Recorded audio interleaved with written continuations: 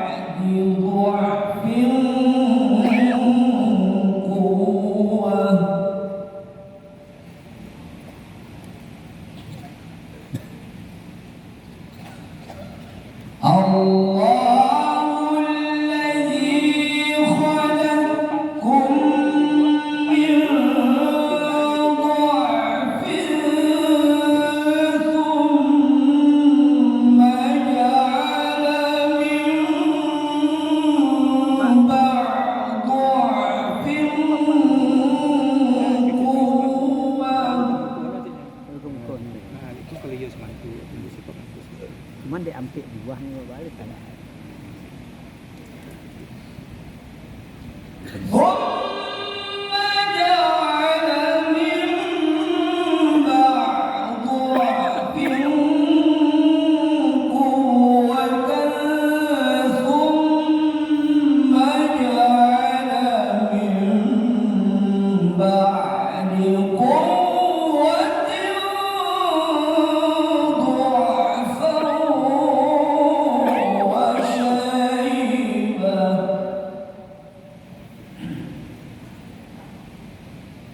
يخلق ما يشاء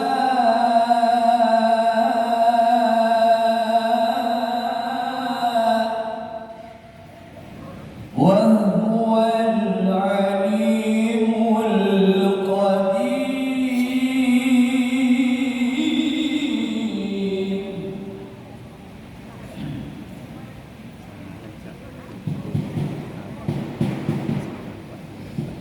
ويوم تقوم الساعة يقسم المجرمون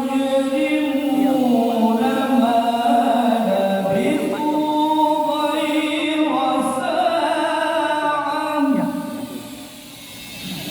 Ini lampu kecil terima. Kecil yang tampil di kamera kan.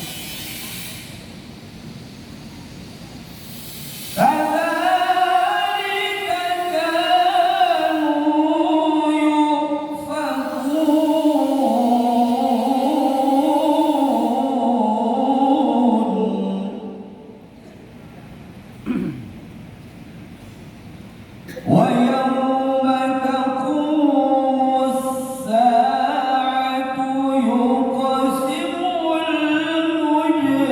المجرمون ما لبثوا غير ساعة كذلك كانوا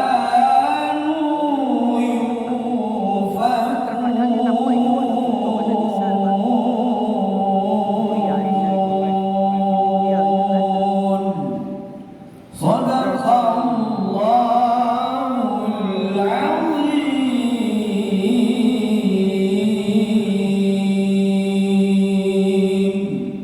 السلام عليكم ورحمة الله وبركاته.